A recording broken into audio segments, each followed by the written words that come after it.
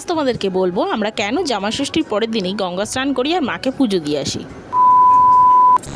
Hello everyone, আশা করছি তোমরা কেমন আছো। আমার নতুন একটা ভিডিওতে তোমাদেরকে জানাই সবাইকে স্বাগত। আমার নতুন নতুন ভিডিও দেখার জন্য অবশ্যই চ্যানেলটিকে সাবস্ক্রাইব করে রাখো, দেখবে এমনি তোমরা নতুন নতুন ভিডিও দেখতে পাচ্ছ। যাই হোক, সকালবেলা ঘুম থেকে উঠে গেছিলাম। মা আগে উঠেছিল, যেহেতু মা স্নান করে বাড়িতে পুজো দেবে তারপর যাবে, তার জন্য মা পুজো টুজো দিয়ে নিয়েছিল। তারপর মা আমাদের ডেকে দিয়েছিল, তাই আমরা একদম কাজবাজ সেরে নিয়েছিলাম। যাবো হচ্ছে বাবা, আমি, মা আর আমার মেয়ে। মেয়ে তো ঘুমাচ্ছিল, ঘুম থেকে টেনে উঠিয়ে তারপর চুপ করে গেছে, কিন্তু যাওয়ার সময় ঘুমাতে ঘুমাতে গেছে, আসার সময় ঘুমাতে ঘুমাতে এসেছে। এবার চলো বলি যে আমাদের বাড়ির পুজোর আগে আমাদের গঙ্গা স্নান বা দক্ষিণেশ্বরে গিয়ে পুজো দিয়ে আসতে হয়। সেটা করি হচ্ছে আমাদের জামাই ষষ্ঠীর পরের দিনই করা হয়, কারণ আমাদের জামাই ষষ্ঠী, যেহেতু আমার শাশুড়ি মা দুটোই হচ্ছে ছেলে, তার জন্য তার জামাই ষষ্ঠীর জিনিসটা, নিয়মটা যাতে রক্ষা হয়, যেহেতু জামাই ষষ্ঠীতে সবাই জামাই যাবে ষষ্ঠী করতে, সেই দিনটা ওর জন্য আমাদের নিরামিষ পালা হয় না।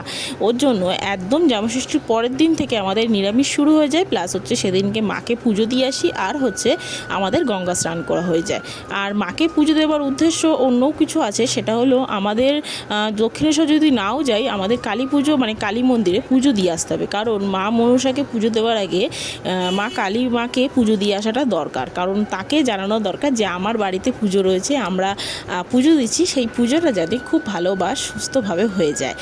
যাই হোক, আমরা পুজো দিয়ে এসেছিলাম, পুজো টুজো দিয়ে এসে আমরা একটু গাছতলায় বসেছিলাম, তারপর দৌড় দিলাম বাড়ির উদ্দেশ্যে। আমার মেয়ে কিন্তু একদম দৌড় লেগেছে, কারণ ফাঁকা জায়গা পেয়েছে তো, আর লোকজন ঘুরে বেড়াচ্ছে, ও আনন্দের ঠেলায় আর দেখে কে।